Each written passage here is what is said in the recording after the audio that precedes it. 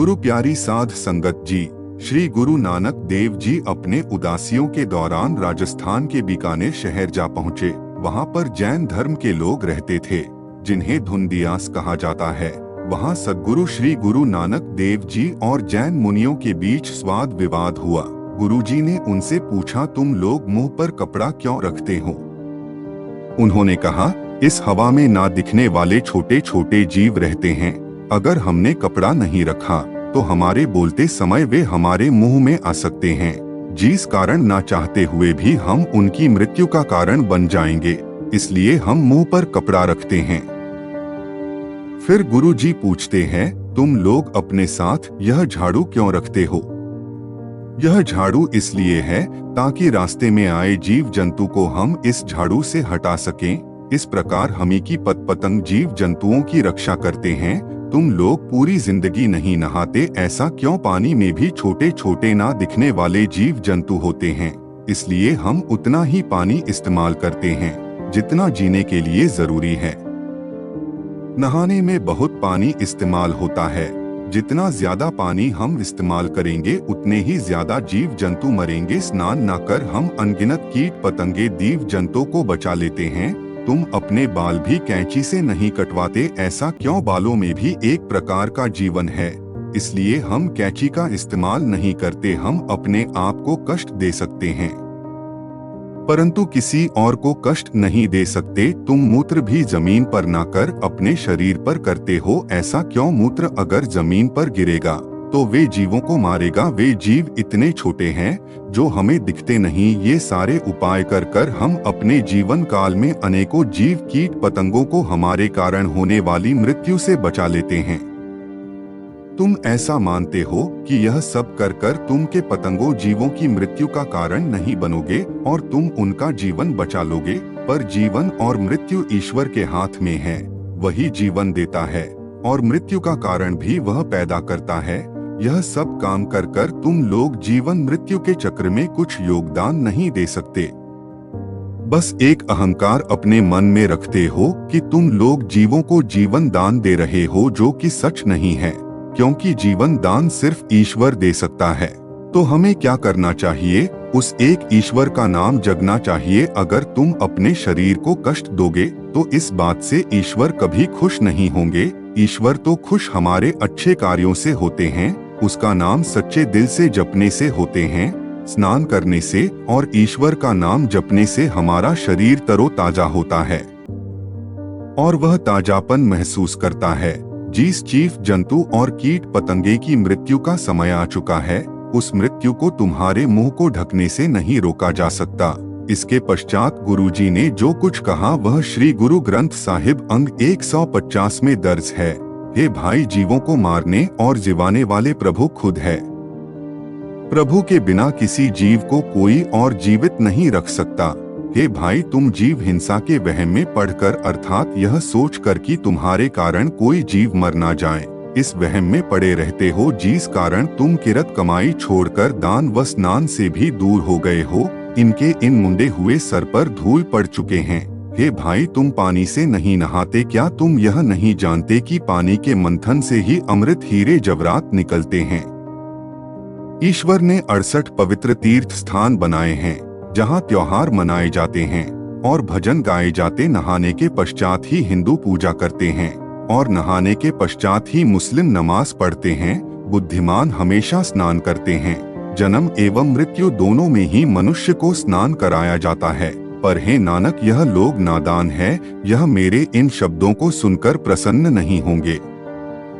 यह नहीं समझते जब बारिश होती है तो खुशी आती है। पानी हर एक खुशी का कारण है।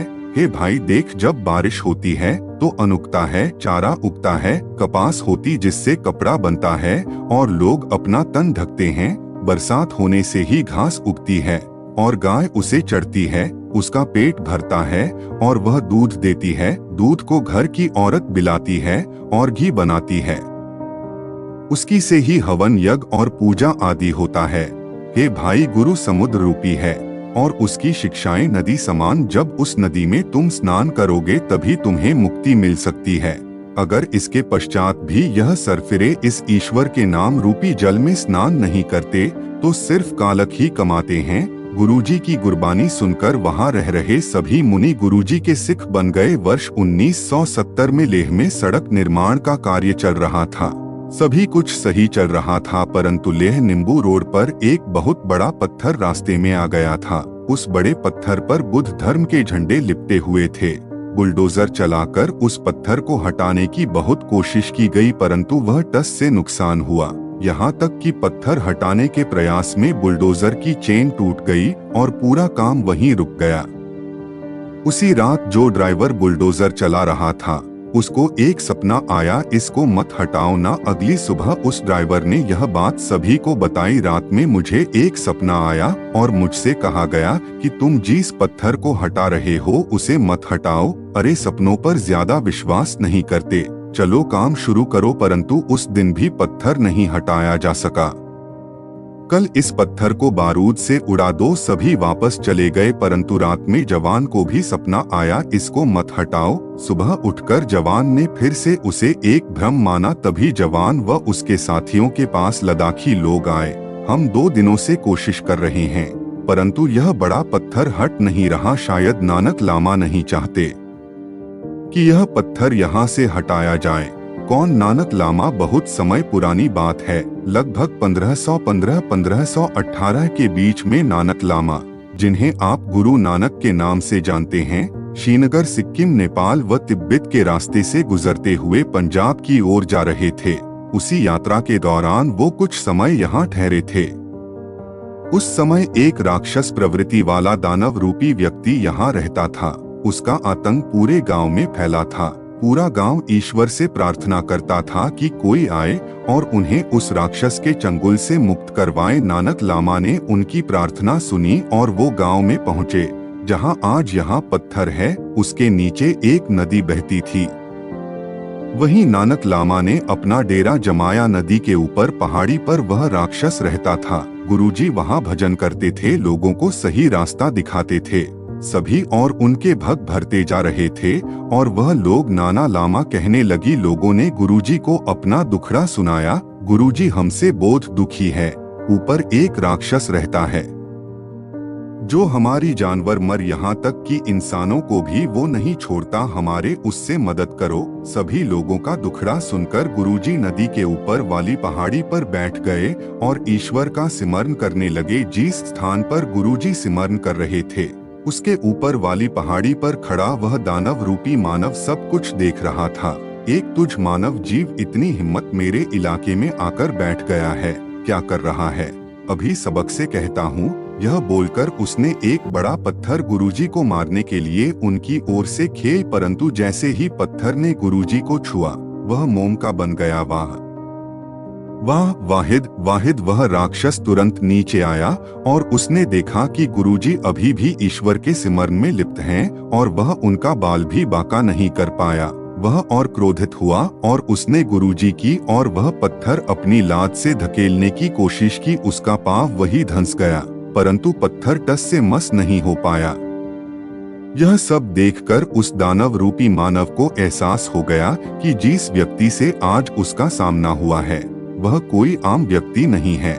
उसने गुरुजी से अपने किए हुए पाप की क्षमा मांगी। दयालु गुरुजी ने उसे क्षमा किया और अपनी ताकत व शक्ति को अच्छे कार्यों व मानव सेवा में लगाने को कहा।